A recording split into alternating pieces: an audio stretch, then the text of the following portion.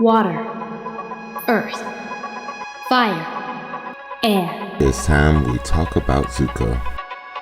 Fire. We're gonna start with Book 1, The Storm. He has been through much. Let me in! I want to go into the war chamber, but the guard won't let me pass. If I'm gonna rule this nation one day, don't you think I need to start learning as much as I can? You must promise not to speak. These old folks are a bit sensitive, you know. Thank you, Uncle. How do you expect them to defeat a powerful Earth Kingdom battalion? I don't. They'll be used as a distraction while we mount an attack from the rear. You can't sacrifice an entire division like that. Those soldiers love and defend our nation. How can you betray them? Zuko was right, but it was not his place to speak out, and there were dire consequences. He said that Prince Zuko's challenge of the general was an act of complete disrespect. There was only one way to resolve this. Fire duel. That's right. When he turned to face his opponent, he was surprised to see it was not the general.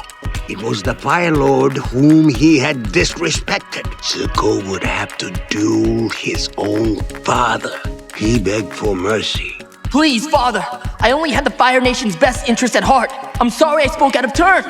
You will fight for your honor. Rise and fight, Prince Zuko. I won't fight you. You will learn respect, and suffering will be your teacher. I looked away.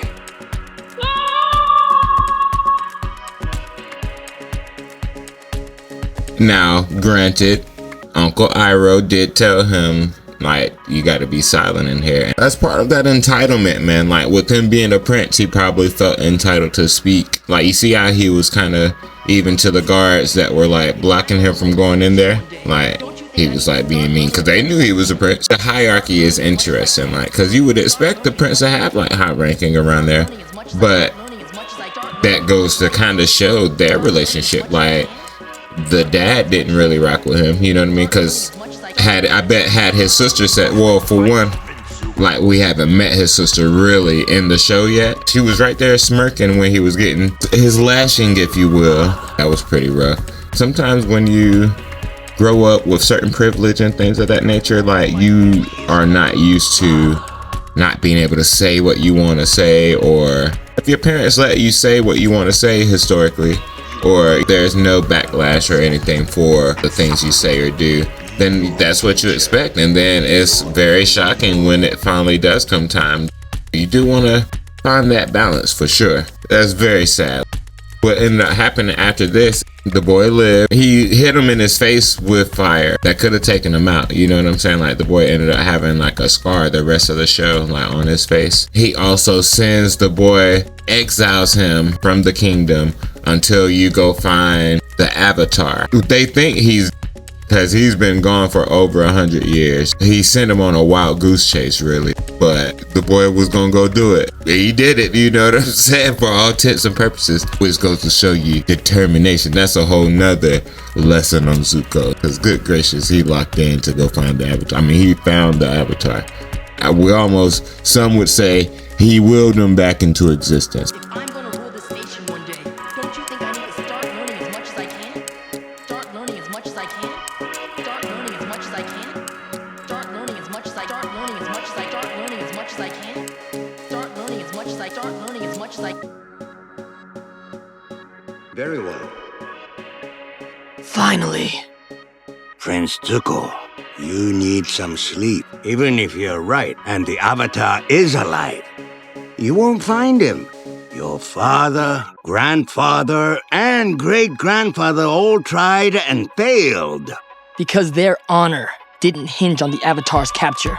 The dad really sent him out there to find. I'm sure the dad probably had forgotten about him, but I mean, I guess not, because he sent him with an army, even though he sent him with his brother that he don't like. He probably, assumed the storm got them, and it would just be a bonus if he did find or capture the Avatar or take him out or whatever. As we can see, Zuko really needed that honor. Like, he made it his life's purpose to find the Avatar. He was looking, he knew all this, he knew what to look for. He was determined, and he was right on him, white on rice immediately.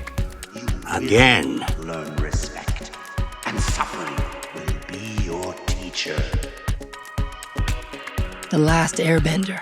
I found the Avatar, The Avatar is alive. as well as his hiding place. Suffering, and suffering, and suffering, and suffering will be your teacher. And suffering, and suffering, and suffering, and suffering.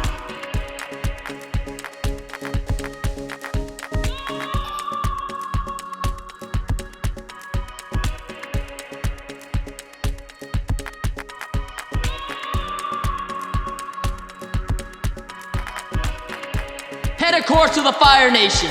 I'm going home. Do you see the determination I speak of? If only it were that simple. He could have went, got his honor back, because he did his part. Like, he really went out there.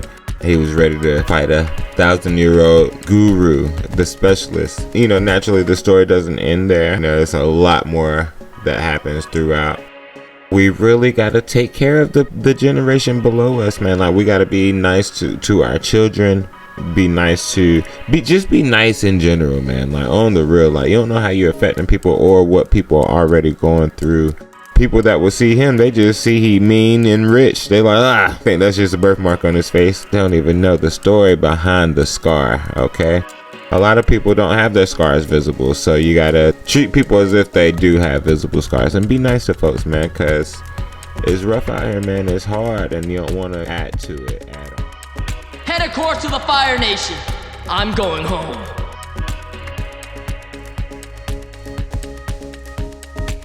The Avatar is alive.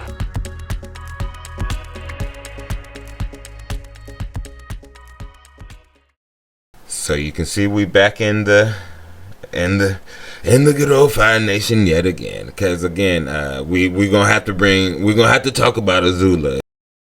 Make sure you subscribe.